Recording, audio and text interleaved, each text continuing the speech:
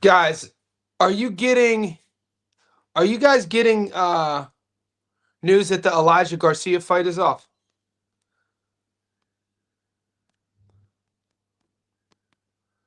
Somebody messaged me, I can't find it. Elijah Garcia fight off question mark.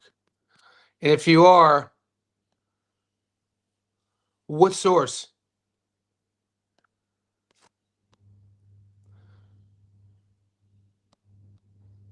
And if you are getting that, let me know what source that is because I can't find it anywhere.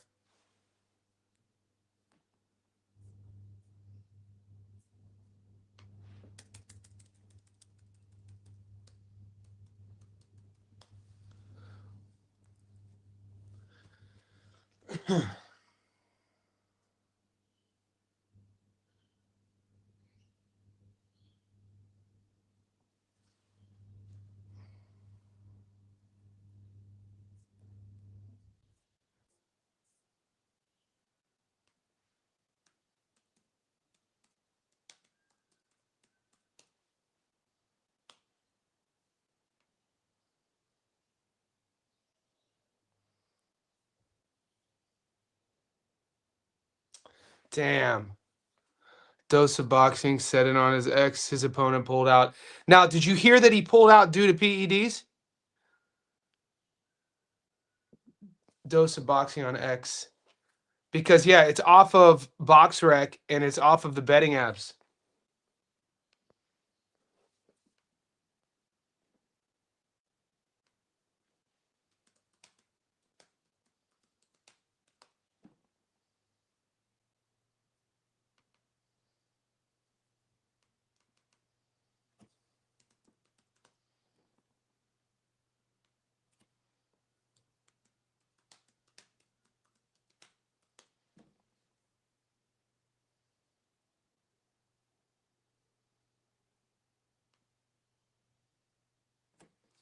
Yeah, I don't use X.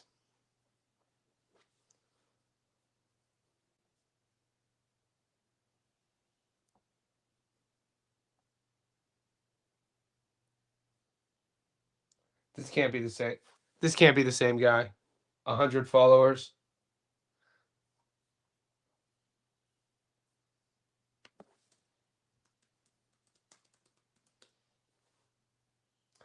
Here we go. Good looking out, Set. Good looking out, Pet.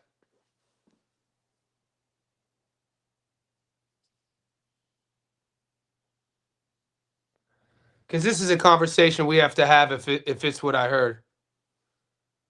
All right, here we go. This is horrible. This is insane. Elijah Garcia's opponent has pulled out of their bout scheduled on Saturday. Pitbull undercard. Garcia is now set to return January 31st. I wanted to see this fight. I've been covering Elijah for the last few years. Elijah Garcia off of the card. That's about it. No one's really saying anything. I'm not logging in. All right, that's another fight that's off that I wanted to see. That sucks. I guess the rumors are just speculating. Elijah Garcia fight off. Because somebody messaged me and said it was because of PEDs. Somebody said his opponent. Pat, did you hear that his opponent pulled out because of he failed a drug test or no? All right, we'll move on. You still betting on? Yeah, I'm taking Paul Fleming to beat Jake Wyllie. It's my dog of the week, guys. Every time we pick dogs, it's going to be a bit of a gamble. You know what I'm saying? That's why we play the game. We'll check the sports bet odds. See if they've changed.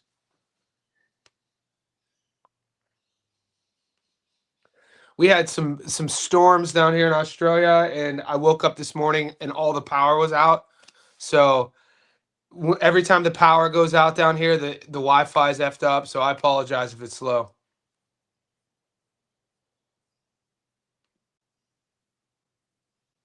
All right, we're checking the current odds of Paul Fleming versus Jake Wyllie.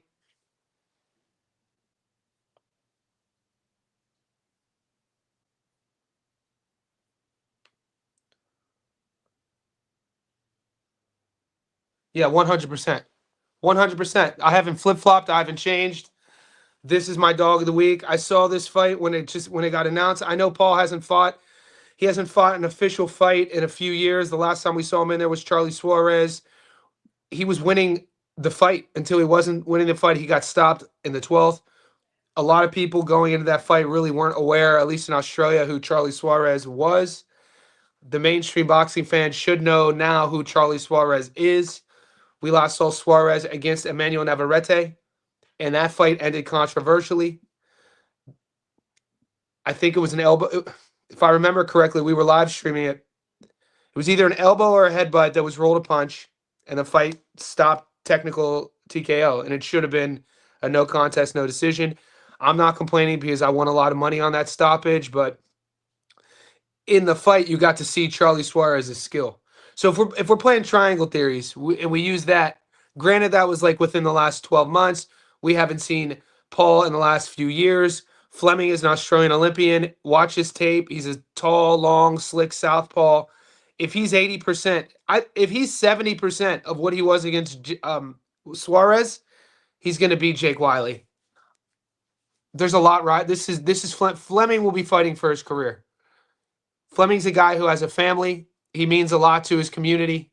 He's a guy that a lot of people feel like throughout his career never really broke through like he should have broke through. And he's getting another shot. I totally expect Fleming, especially if he's healthy. I'm taking him as the dog. Plus 225 is excellent odds for a guy who's as skilled as Fleming. Jake Wylie's rolling off that momentum against George Kambosos and getting signed by Eddie, and Paul Fleming's in a perfect position to take that. And at 37 years old, we have seen as of late in boxing that not being the end of the road. Jazza Dickens did it in Turkey against Badr Gaziev. We know what Crawford's doing. We know what Usyk is doing. We know what Arislandi Lara is doing. So the age conversation for me really isn't enough for me to pick Wyllie. And Paul Fleming's the better boxer. We'll see. If he's in there, we'll know right off jump because this guy does rely on speed, skill, intuition,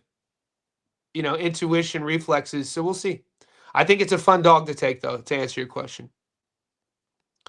Megan Campbell, Pete, do you have a source? So Megan Campbell was answering. Thanks for answering my question. We started this live stream talking about another fight on this card on Roach versus Pitbull has been scrapped. I wanted to see Elijah Garcia fight. That fight's off. His opponent allegedly, Twitter is saying his opponent pulled out. I was getting messages this morning from people saying that his opponent popped for PEDs. This is definitely a chat we need to have. We know what happened with Janabek. We know that fight's off. We know that Lara is now fighting Johan Gonzalez. Just this happens way too often in our sport. At least 75% of the card will be streamed on YouTube, including the Frank Martin fight. Nice. I didn't know that. Thanks for that. Lara will start the main card. Foster and Fulton to co-main. Yeah, they just here. I'll show you guys. They just announced this.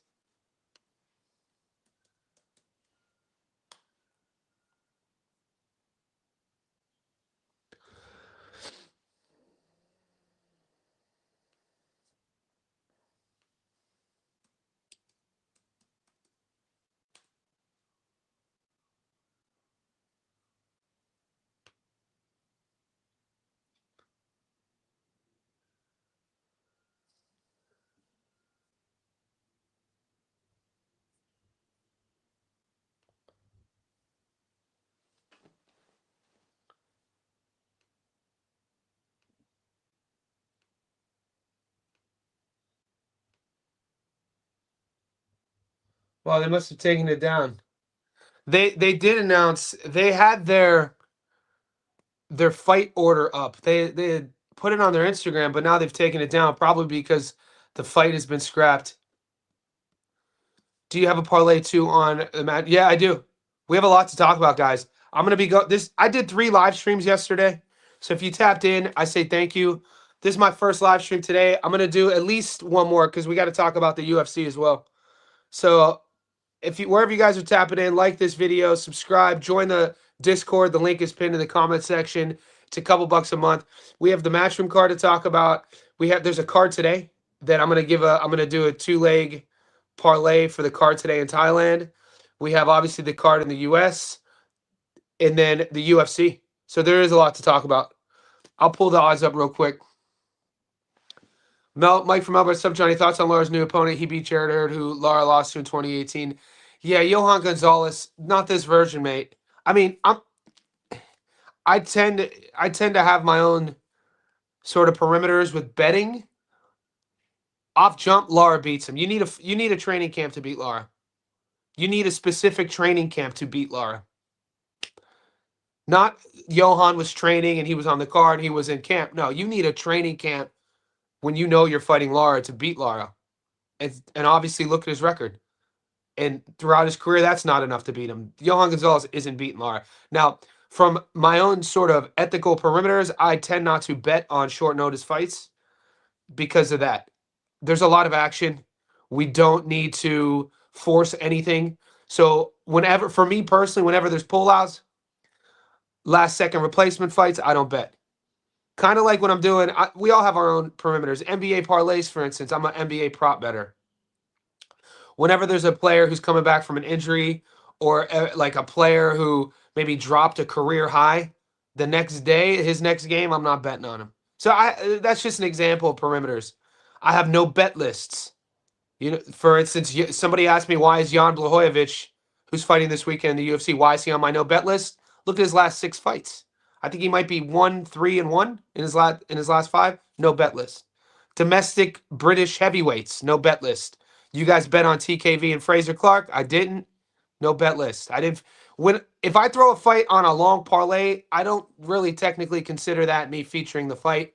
Remember, guys, if I'm not really specifically asked about a fight like this, or if I don't do a Stats Stone Live video, I'm not really betting on that fight. Like last week, I only did one Stats Stone Live video. The only fight I truly bet on ended in a draw.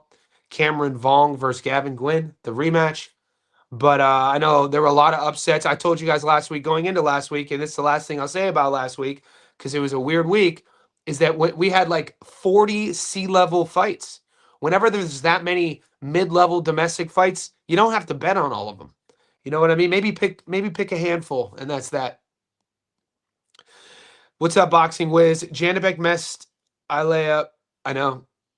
Well, we like to think it was a layup. I had a simple Janibek plus Roach. Same.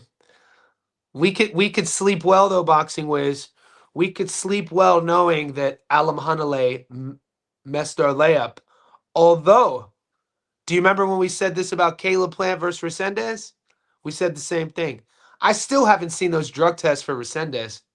As soon as that fight ended, like the one thing you have, the older you get, and the longer you're in this game, whether you're a boxing nerd like a lot of us here, a guy like myself, a guy like Boxing Wiz, a guy like everyone in this chat, or a girl like in this chat who grew up around the sport, you could see patterns. You could see repeated patterns of performances. And then you could start to think and kind of analyze, wow, that looks off. I remember watching Frankie Rod versus Galal Yafai, and going into the 8th round, I thought to myself, wow, this looks off. I was like, the Frankie Rod's output is insane. I was like, and I said it on the live stream. This is when I was live streaming fights and I got flagged. So this is why I don't live stream during fights. I got audio flagged and got a copyright strike. But I remember saying it. There's receipts.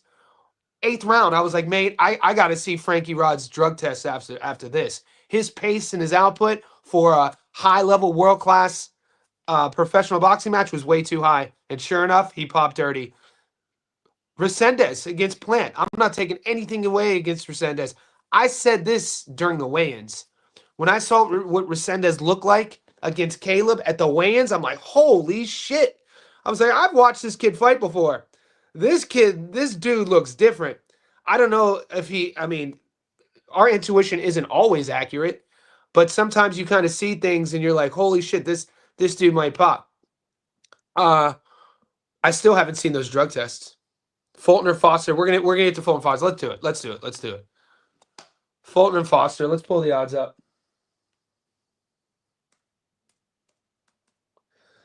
Guys, turn bell notifications on my channel because I'm uploading my breakdown of this video after this live stream, but I'll tell you who I got.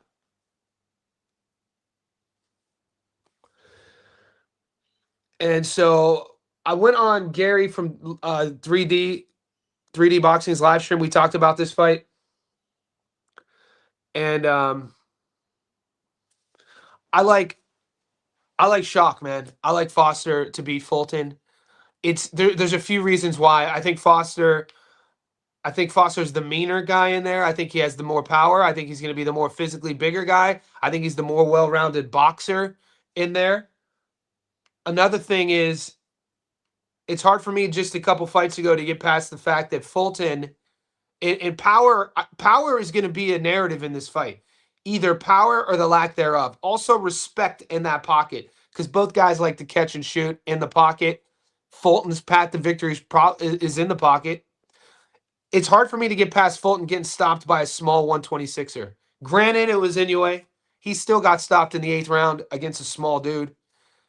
Shock is way bigger than Inoue and has a different skill set, a different bag, is going to fight him differently. You mix that with Fulton not having a stoppage victories, I think, since 2019. If I had my stats up, I'd be able to pull it up. I reference that because if Fulton doesn't, I don't think Fulton's going to have the power to get Foster's respect, which will then, I could see Foster fighting downhill. And look, we all have to pick a winner. You know, people get really emotional about this. Just because I pick Foster doesn't mean I'm hating on Coolboy. Coolboy proved me wrong against Figueroa. He's coming off a good performance. He looked good. So I still have, when you give me, the odds are pretty 50-50. I'm taking Foster. We'll pull the odds up real quick. I like that fight to go. I mean, people were like loving that fight to go the distance. I'm going to just play the money line on that fight. Look, this is going to sound controversial and people are going to get salty on this next comment. I could also see Foster stopping him. I could see Fulton being down on the cards. Look, Foster's going to have to turn his output up a little bit more. If everything goes the way I see it going, Foster's going to win early rounds. Going into the mid sort of rounds, Fulton's going to have to start taking more risks. And Foster's going to use his speed, reflexes, physicality to start. I think he's going to start big brother and Fulton in there.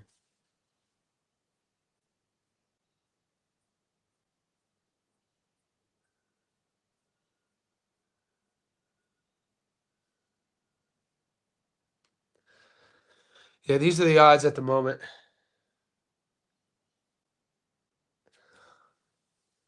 And if you're torn on who to take, I think the distance, the over should be safe. You never know with these fights. Like I said, I could see Shock pouring it on him. There's a little bit of vitriol on this fight, too. A little bit of pride coming in here. Both guys know each other. There's a lot on the line for both guys' legacies. This should be a fun fight. I think people probably are sleeping on this fight. People are saying this might not be exciting. I don't know. I think this could be really exciting. This could be a firefight.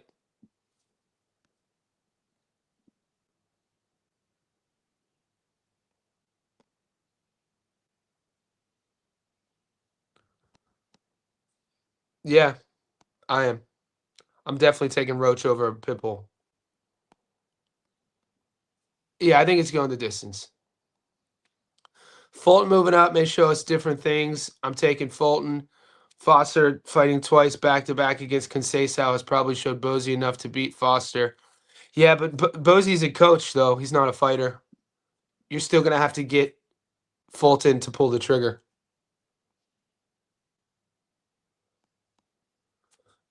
Yeah. Coolboy, I mean, we'll see. I'm not here to try to change any of your mind. I'm just answering questions. So you guys ask me, I'll tell you what I see. I can see Foster winning as well. Don't get me wrong, as I'm going to play it safe. I think the over is a safe play, guys. That over, let's see what the over's paying.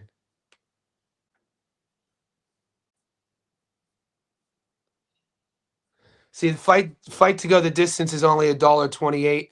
Not a lot of juice there.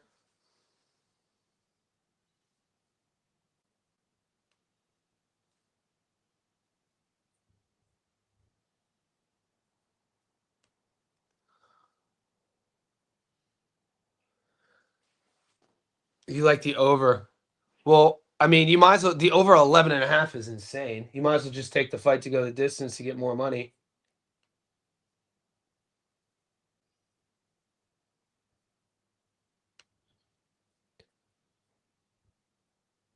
Like, what over do you like? You know what I'm saying? Because the odds are shit. Because everyone's saying this fight's going the distance. So you might as well just take the fight to go the distance at $1.28. Because what over? I mean, over what? None of the overs have none of the overs are given a better price package than the fight to go the distance. Over 11.5, $1.20. Over 10.5, $1.17. If you're gonna do the over, just do. Will the fight go the distance at 128? That's a better price package. That would be the move if you're looking for logic on the over. I'm thinking about just watching Shock versus Cool Boy as a fan. I agree. I like the, but yeah, the over really isn't. There's really isn't really doing much for you though, is it?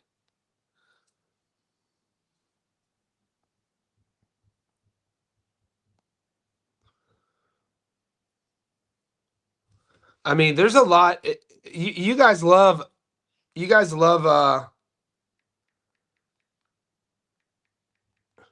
triangle theories. Let me show you something real quick.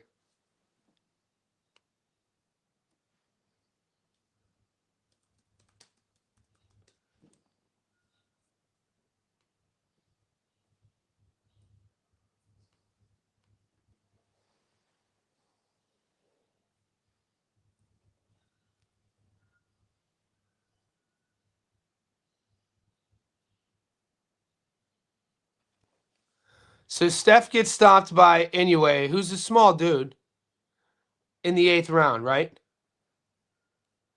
If you're playing triangle theories, Stephen Fulton gets stopped by Inoue in the 8th, but a small MJ goes the distance. A small MJ's not a big dude. MJ went the distance with Inoue. So if you're playing triangle theories, MJ went the distance with Inoue and Fulton couldn't? What are you talking? You telling me that Foster couldn't stop MJ? Little ass MJ. I'm not saying that's my reasoning. I'm just giving you guys a different logical triangle to talk about because if we're saying, if we're talking about, a big puncher, dude, anyways, tiny. He could crack, but he's tiny. But, this fight's at 130. I think who's the best 130 in the world? I mean, not many people better than Shock. And he's probably going to be weighing in at what? Come fight night? Shit. 145? I don't know. Something like that. 147. Fulton getting stopped by a tiny Inoue. And MJ, who just fought Inoue, went the distance with him. You tell me Fulton couldn't go the distance with Inoue? So, all I'm saying is, I'm saying this obviously tongue in cheek, but those are facts. Those factually happen. Styles make fights. We know that. Timelines matter. When they fought, how much weight they fought at, how much weight was one cutting. That's all I'm saying. I think Foster is hands down. I think Foster's a level above Fulton in terms of as a boxer too. Fulton moving may show us different things. I'm taking Fulton Foster fighting twice. We already saw that one. My bad on that one. Team Fulton. I'm thinking about just watching Shock. Saw that. MJ was trying to survive. Yeah, that's what he did. Yeah, Fulton went out on his shield. I didn't like Fulton. Fulton looked decent against Figueroa. Fulton fought way better than I thought he would against Figueroa. All right, let's look at the current Roach versus Pitbull odds.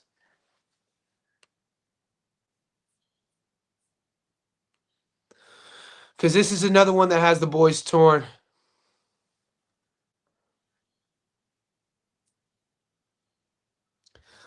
Dude, there's so many, there's a lot of money here today. A lot of money this weekend.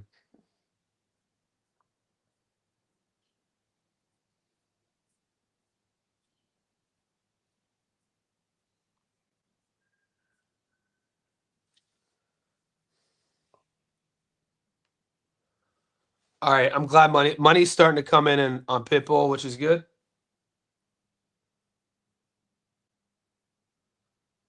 What are you guys surprised that Pitbull's the dog here? It's kind of worrying me a bit. What do you guys think? What's your opinion on this?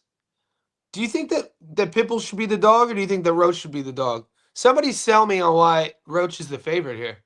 Other from what we saw him fight Tank at 35, coming up from 30. This fight's at 40. Look, I got to be honest with you too. I don't like this recent version of Pitbull Cruz. There's nothing about Pitbull's game that he's young too, guys. The thing I'm most disappointed in with Pitbull Cruz is similar to when I say disappointed, I mean as a coach. I don't mean as a Monday morning quarterback. Disappointed from a coaching perspective in terms of adding layers to your game. It takes a lot of effort. It takes a lot of hard work for a fighter to learn new skills and fight differently. You see it. We have examples of seeing it.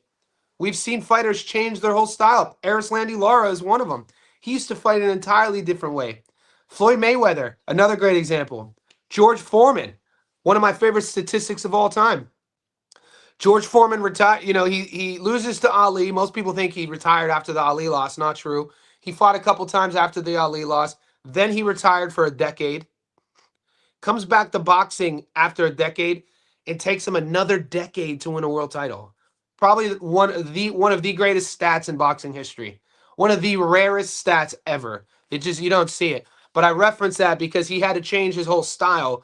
Granted, his body had changed, so he started having to parry the jab differently, high guard here, use that jab and grab sort of thing, and then boom, walk you onto that brutal power. His power never went anywhere. My point is about Pitbull, similar to Ryan Garcia, is that they're not old. These guys are young enough in their careers that you would think they would add levels to their game. But we haven't seen Pitbull change anything. We haven't seen Pitbull add any sort of different tiers or levels to his offense or defense, any different sort of entrances, even an entrance, meaning like hide what you want to do, foot feints, head feints, parry the jab.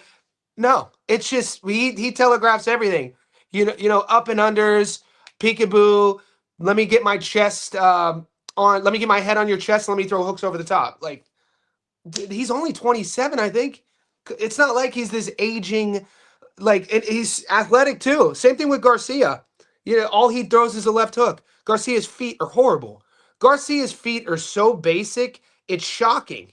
And it's just one of these things that, sometimes when you have one tool or a couple tools that are better than everyone else, you stop evolving at different levels.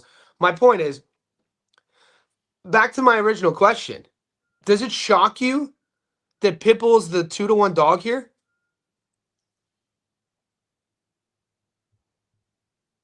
What are your thoughts on that? Because if it doesn't shock you, then this is an easy win for Roach. That's what I was getting at. If those odds don't shock you, this is an easy win for Roach.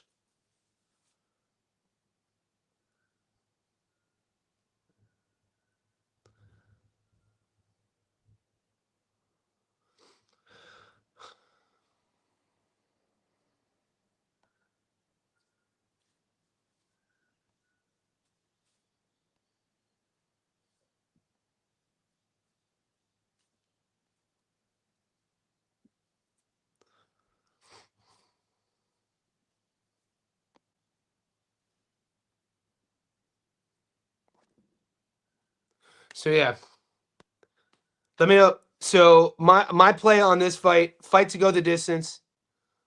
Lamont Roach money line or Lamont Roach on points. I like Roach on points here. $1.79. Lamont Roach is tough though, so I don't think either guy stops one another.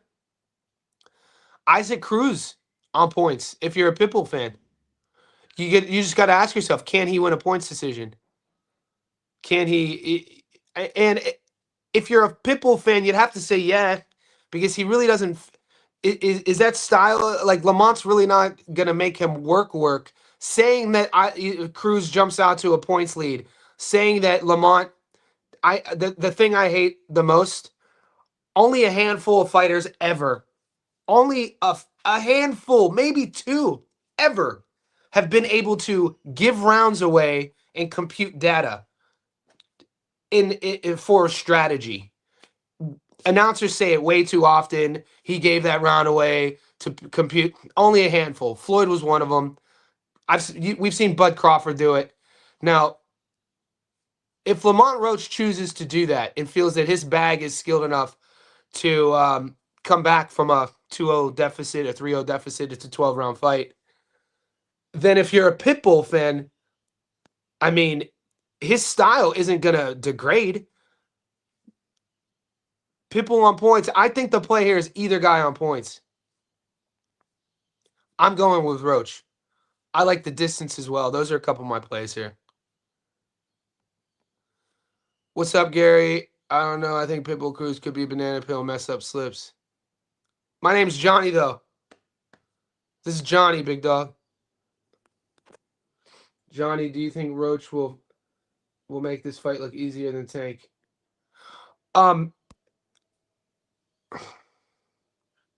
That was a tough fight. I mean, I think Pitbull is going to make Roach work way harder than Tank. They're two different fighters. We know that. You boys know that. We're educated here. Tank likes to live with countering. Tank is fine with waiting for you to make a mistake and rely on his speed, power, and reflexes and timing to get you. This is how he operates. He just definitely underestimated. He underestimated Roach. I think everybody underestimated Roach's catch and countering, his grit. The thing, one of my biggest takeaways with Roach in that fight was the dog. And how dare I ever underestimate any pro fighter? You know, Roach's only loss was in 2019 to a prime Jamel Herring. And I hate how people try to throw away. Dude, Jamel Herring in his prime was a goddamn nightmare. Legit world champion. So people are like, what about his loss? He lost to Jamel Herring. It's like, bitch, Jamel Herring is a world champion. So, like, that was 6 years ago. Going on 7 years ago. So, that's not a bad loss to me. Pitbull's going to make him work, man. He's going to make him work. So I asked this question to Chilltown earlier in the week. I said, what fight is more important to watch from Roach? Is it because Tank and Pitbull, two different styles? He was like, watch the Renee fight. So I watched the Renee fight. Renee is like, you know, he's fighting on the front foot because you want to see how is Roach going to handle a front foot fighter. But then you want to see how does Pitbull handle a guy with the you know, one could say that would you say that Roach's game plan is going to be how Tank's game plan was against Pitbull?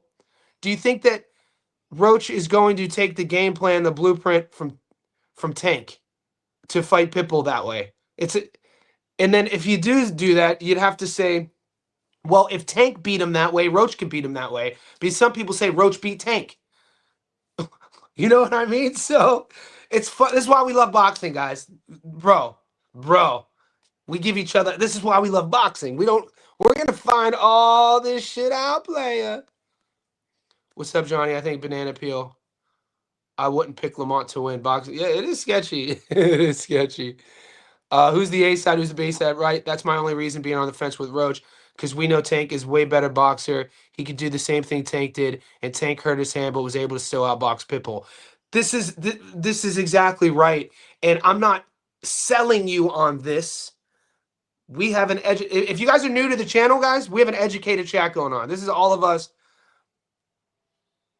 riffing off of each other, right? Trying to figure it out. Archaeologists trying to figure it out. Yeah, same here, but Pitbull was shorter, so it's going to be harder for him to fight the way he fought Renee. Yeah, facts. I think Roach racked up a lot of points by winning the last seconds, whereas Pitt is going to throw, but Lamont is really good standing in the pocket and banging. It's going to be like Crawford and Nello. Hmm.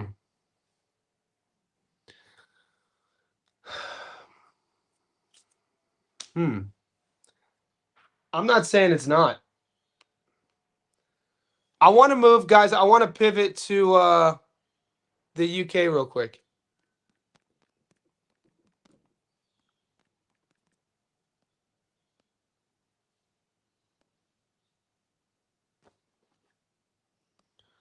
All right, I'm going to pull these up. Guys, look at your tickets. Look at your books. We got the card in Monte Carlo. I want to talk about that real quick. We'll come back, but I want to make sure I cover this. Guys, I'm going live at least 2 more times today because we have the Thailand card to talk about. I'm going to give you a parlay. I'm going to give the boys in the Discord my picks. We have the long parlay to talk about, all of it together. I'll give everyone that. You guys should know my upset of the week already. I have the prop of the week in the Discord, and we have the UFC to talk about. There's some great odds on that UFC card. I got about 3 fights I'm going to play heavy on. Let's talk about Matchroom, the Matchroom card real quick, though.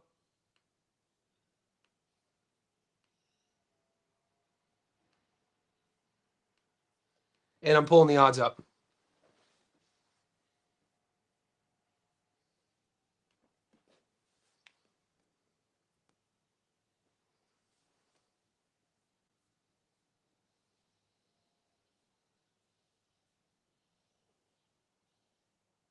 Okay. Hugh McAuliffe.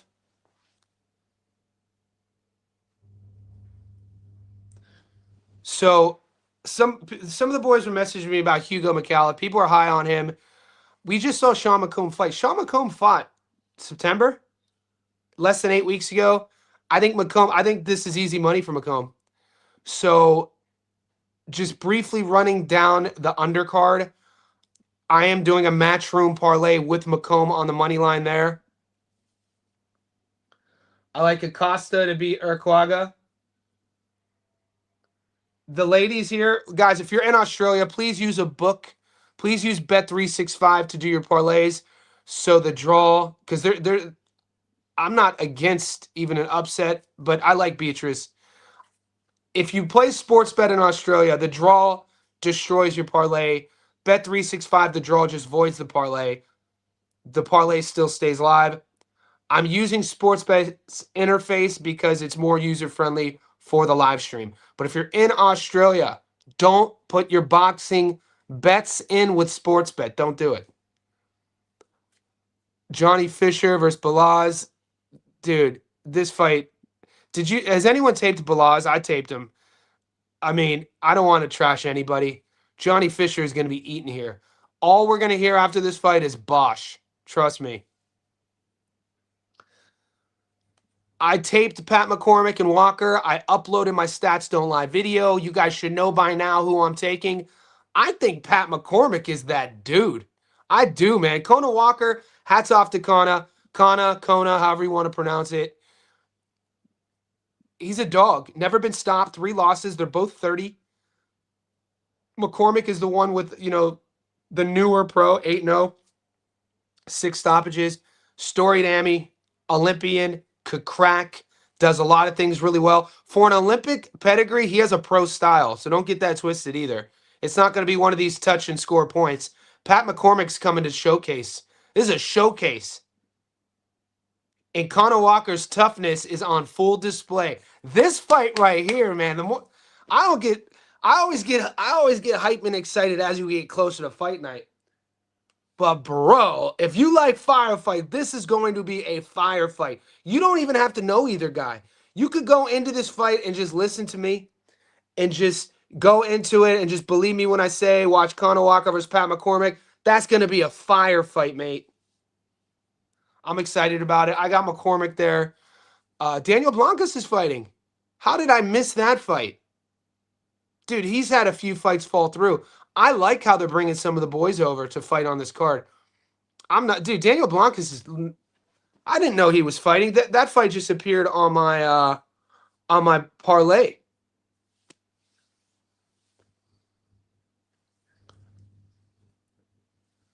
Yeah, dude. The internet down here. Q Paul Wall. Q Paul Wall. What's Paul Wall say? I got the internet going nuts. He got my internet going nuts. The Fresh Prince of Monaco. Peter McGrill beats Masood. I tried. I started the beginning of the week on Masood. Peter McGrill's another one of these guys that I think he's. Give me a second. I'm gonna pull it up on the phone. I just want to double check before I say my next point. I just want to make sure the odds haven't shifted. My bad. I lied. I flip flopped that. Shabazz. I like Shabazz in this fight. Earlier in the week, Shabazz and Peter McGrill were 50-50. And I wrote in my notes. That Shabazz.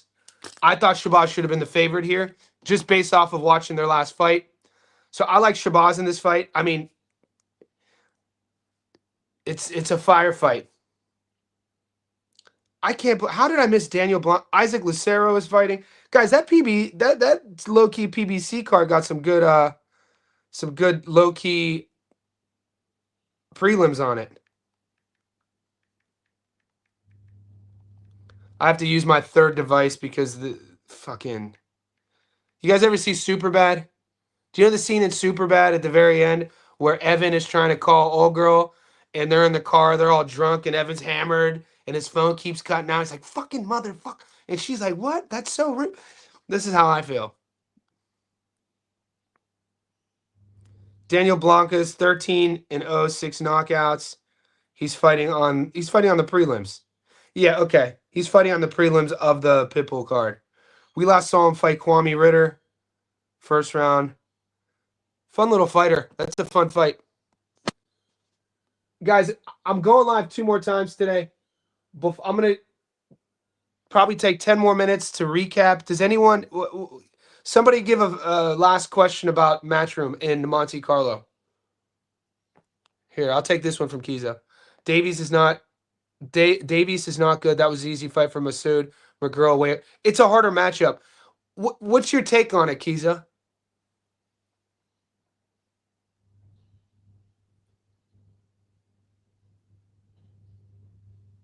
Kiza, how do you see this one going? Do you like Shabazz or do you like McGrill? McGrill on points. Interesting.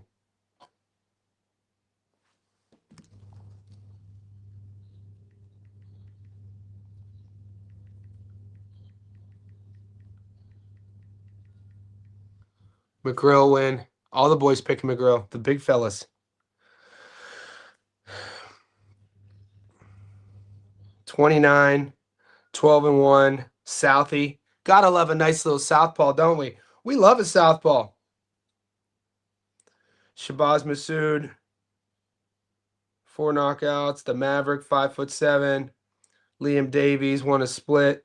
You know what, guys? I think both guys are going to bring the best out of each other. I think the fight's going to go the distance. If you guys are you don't have to bet on every fight. If you're torn on the outcome, see with the fight to go the distance. Masad can't crack, so not going to worry about McGrill's chin so much. Here's Thailand in the house. Should I add knockout Freshmont and Fleming to my Matchroom parlay? These British and Japan fights are. Yeah, so Fleming's taking place in Australia. Paul Fleming's Jake Wyllie fight. Paul Fleming is my underdog of the week. Personally, I don't add my dogs on parlays, but I like it. Freshmart A-side in Thailand. He's fighting a tough Argentinian fighter. But look, Freshmart is what, 37? He's fighting a kid from Argentina who's what, 35, 36? I like Freshmart. I like CP in that fight. So I'm not mad at it.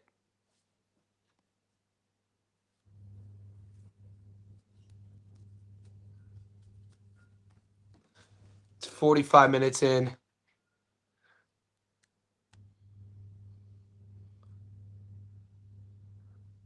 Zarate. He's fighting Zarate. It's a fun fight. Maybe the draw might be live. I think the fight goes the distance as well, if you could get that. Will the fight go the distance? Yes. I mean, we're not going to write letters home to our families if it goes the distance for $1.20. You know what I'm saying? So I think if we had to break this down in Thailand, the safest bet for Freshmart versus Zarate fight to go the distance at $1.20. Freshmart's only $1.44. I had a message from Breaking Bad this morning. He thinks Zarate's live. So I don't know if he's going to pull the trigger and take the dog there, but he was excited about what he saw in his film study. Look, somebody put in the chat about a parlay starter. Who commented? Hold on. Shabazz struggle with Sandor Martin. Guys, give me 1 second.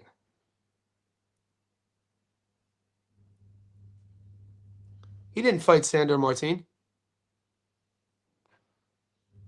Sandor Martin's a dog. Are you talking about Jose San Martin? Okay, I saw San Martin. I thought you meant San. I was like, dude, they didn't fight, and B, Sandor Martin's a goddamn dog. That dude is a rough night at the office for anyone. But you're talking about San Martin, a different fighter. Don't matter if they live. It's in time. Yeah, true. Yeah, I like I said, I like Freshmart on points. Fight to go the distance.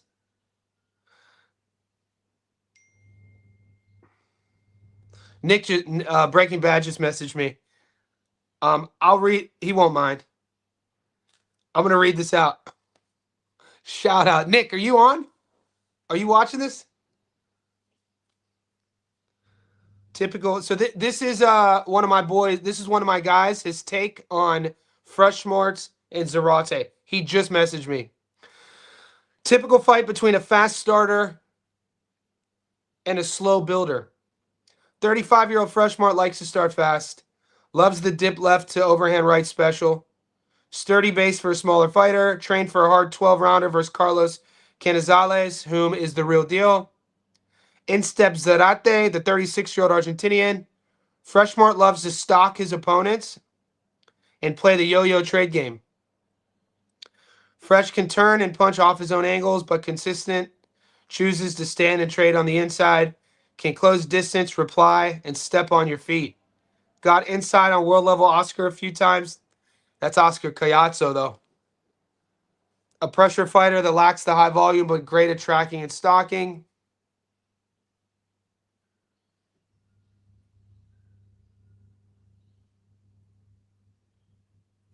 Yeah, short camp. He might. If you guys are in the Discord, I'll message you in the Discord. I'm not betting against Freshmart. That's all I'm saying. Freshmart's my play. I like Freshmart on points. Freshmart money line. Freshmart. The fight to go the distance. Pick one. I think we're good there. I don't think Zarate's live. Sandor Martin arguably beat Tio, and that's exactly how Shakur going to do him. I mean, watch Sandor Martin versus is it Alberto Puello?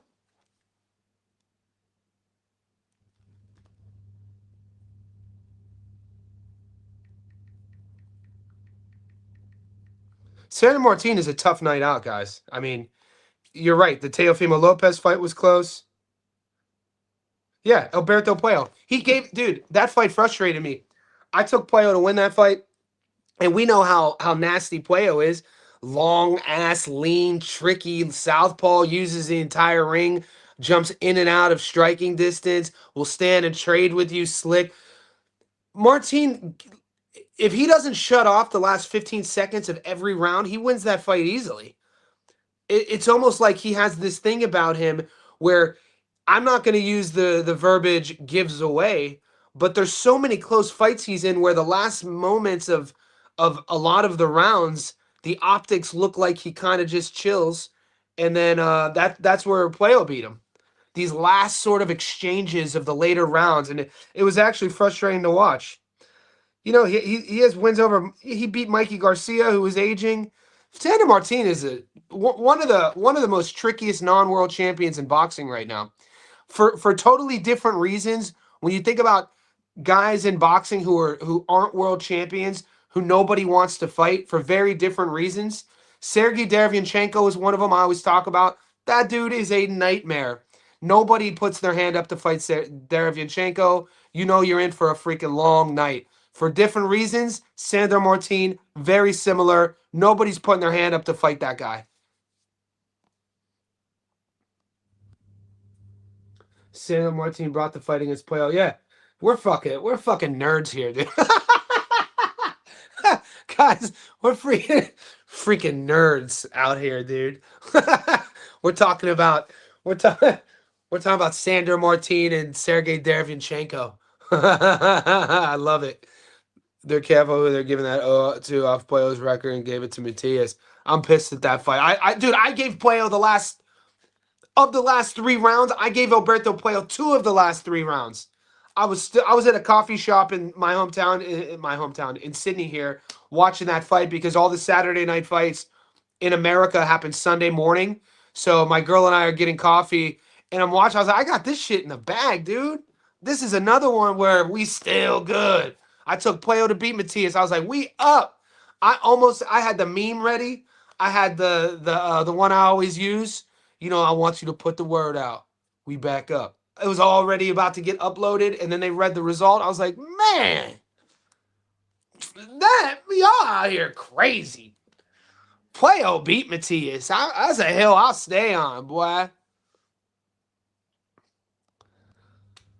UMG is Ben Mahoney. Dude, Ben Mahoney's legit. I don't believe in locks. I think there's no such thing as a lock in fighting, in life. But I'm taking Ben Mahoney to beat Winston Hill. He's been inactive. He's had a lot of bad luck in terms of fights falling through. Still good. Yo, if you standing there, he was like, the best box I ever got, the box spot. Still, that dude is out of his mind. That dude, out of his mind. I always mention Bektir Akhmedov talking about people that haven't won titles, but some people ain't nerdy. Yeah, no, good call.